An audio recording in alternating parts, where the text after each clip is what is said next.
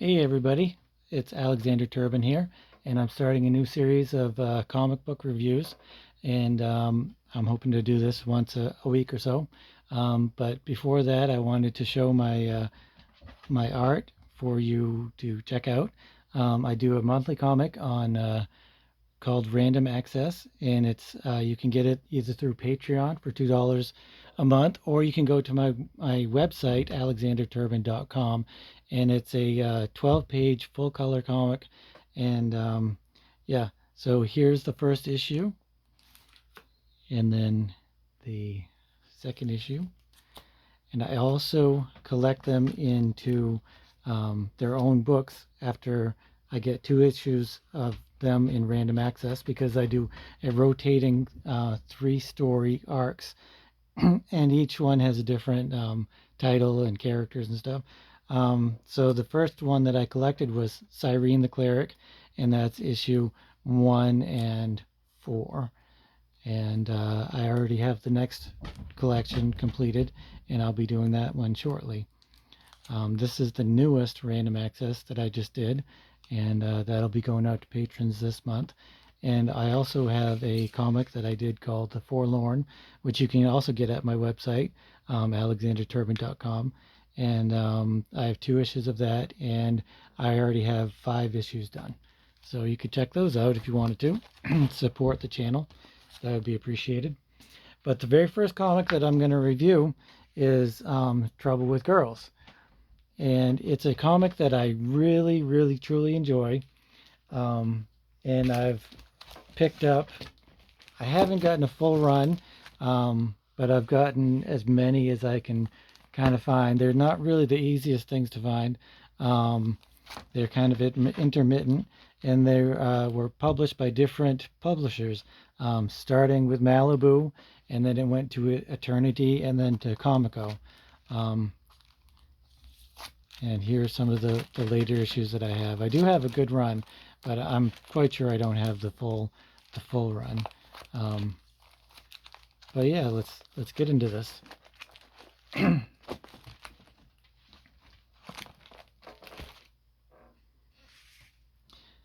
The Trouble with Girls, #1, recommended for mature readers, and it says all the sex and twice the violence, but really the violence and the sex, they're not really that big a deal. I would maybe not even give this a PG-13 rating. It's kind of tame on all of the sex and violence. And it was written by Will Jacobs and Gerard Jones, and illustrated by Tim Hamilton and Dave Garcia. And it was created in 1987. And it's all about Lester girls who, I don't really know whether it says anywhere what organization he's affiliated with. He's not CIA or FBI or anything like that. He's just kind of a man of intrigue, and he's very much James Bond. But this James Bond doesn't really want to be James Bond. He doesn't want to be a spy. He doesn't want to live a life intrigue and all that stuff. But he's also blessed with the gifts of having all of the abilities that a spy would need. So the very first panel is him on the toilet reading a book, which, I mean, I do that, and I think a lot of people do that, but some people don't. And so he just wants to sit there and read his book peacefully and not be bothered by anybody.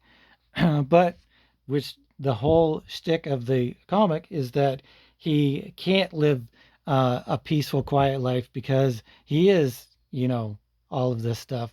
It's kind of a little bit like Archer, only not at all. Because Archer, he is totally into all of the guns and the women and the ninjas and all that stuff. He totally loves it, and he's totally into it. But I digress. So I guess I'm going to start with the story. The story is very good and is very well written. However, it kind of changes what it wants to be. At one point, it wants to be a kind of a noir, 50s kind of feel. detective kind of thing, and then sometimes it wants to be a pure spy thing, and then sometimes it's just plain old slapstick humor. It's not really a problem, but jumping around like that can be a little disrupting. Um, but it does get the laughs, and it's a really thought out, well plotted, well scripted story. These guys really know how to write, and they really know their character. Um, so see, here's some of the sex is just a big-breasted woman in a shirt. They don't show any nudity or anything like that. And as for the violence, it's just people showing shooting guns and and whatnot. The story is that he just wants to um, live his life, but then and read his book. But then his mansion, which is where he's at, gets attacked by who knows? Who knows who it's attacked by? But he's always getting attacked by, you know, some kind of other spy agencies or ninjas or he's always getting attacked by everything, and that's kind of cool because he'll just be standing there, doing nothing, then he'll be attacked, and that's just kind of fun. So he makes his way to his other apartment so he can get another copy of the book that he's reading, The Red Pony. And he has one of those in all of his different places that he goes to live because he has, mansions and penthouses and all of that stuff all scattered throughout the world, I guess, being a spy but not a spy. Um, so he gets there, and there's this woman waiting for him because women are always waiting for him. He's kind of like the he is James Bond, I guess. I mean, you watch those old James Bonds, and there's always women throwing themselves at him. Um, but then once again, they're attacked by these dudes in his penthouse, and so he has to escape there. And here is his best friend and sidekick, and not really sidekick, they're more like partners. Um, and here is what's his name? I can't remember his name. Apache Dick. Um, and he is a chef, and all of the trouble that he gets into is because he's a world renowned chef and he wants to get all of these crazy recipes. But like Lester Girls, he's, you know, all of the women want him, and he finds himself in all of these different uh, troubled things.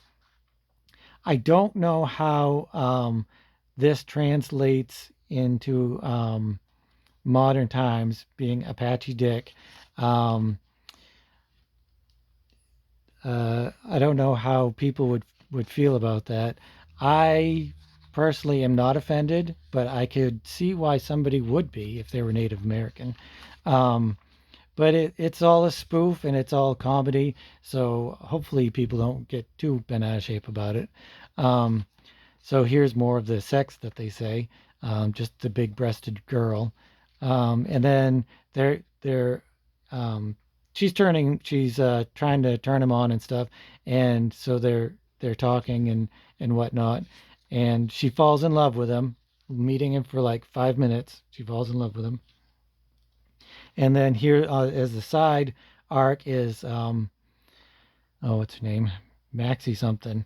Um, and she is a reporter trying to get the story of Lester Girls, like who is he and what's his whole story.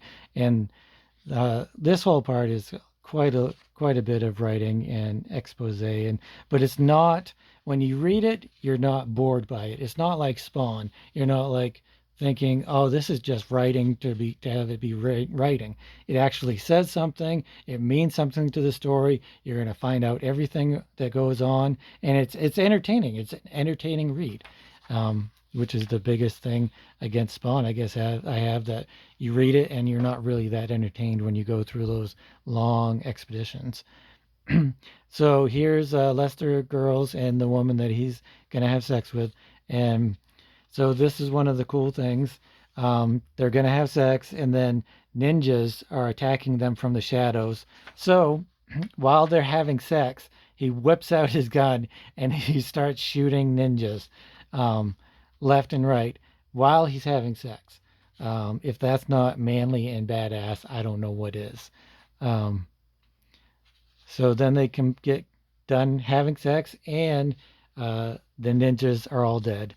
And then they kind of have some jokes where she's like, "That was fantastic, Les. I never thought it was possible. Can you believe it was four of them?" And he thinks she's talking about the ninjas, and he whips out his gun ready to shoot another ninja, and she's like, "No, no, not that." Um, so it's a really enjoyable read. um, as for the art might be the weakest part of the book. I'm not sure if they change artists. I think they do. Um,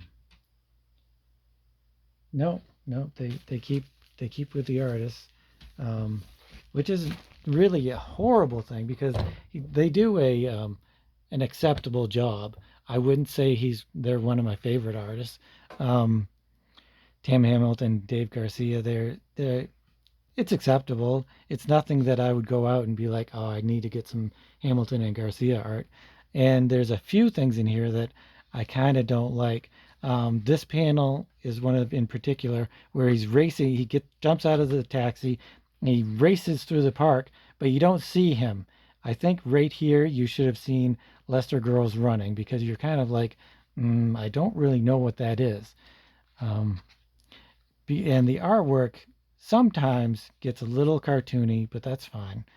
Um, there's another. This page is a little irksome, which I do it too, and I think any comic artist has done it, where you're transitioning from one panel to another, and you want your reader to know where they're supposed to look and where they're supposed to read next. So you put an arrow from one panel to the next, and I think that was completely wrong. They should definitely not have done that because he's got this brick or rock or whatever, and he's throwing it down. So why didn't you have this panel and then this panel right here with the two of them, and then you would know because your eye would be drawn by the brick onto the car, and your car would be right here, and then your next panels would obviously be up here, and that could be here, because that it goes from here to here, so you could have this panel, then this panel, and then which would be this, and then this panel over here, and it would just draw your eye all around. And then this panel could totally be shortened up to be this size. It doesn't need all of that. This whole part right here, the door, is kind of unneeded.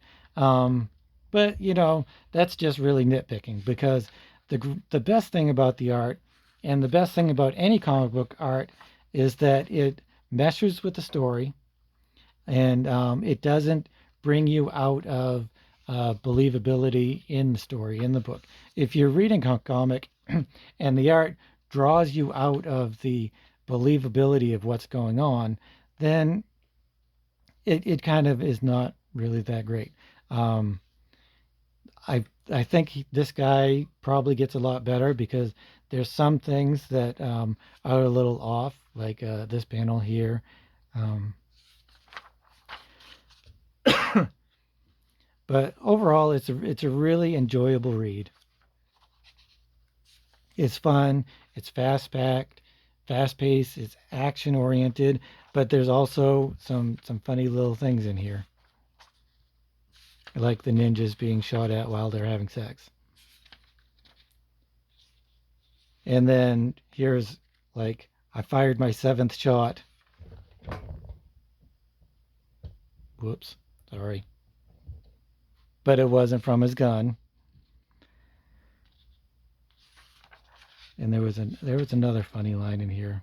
Here's another panel where I feel like the artist probably gets better later in his career, and because this upper shot of the face is super hard. So, and then there was a letters page, and so you saw there's quite a few issues that come out, and it's really fun. So I would definitely recommend this to anybody, and that's it. Have a good one.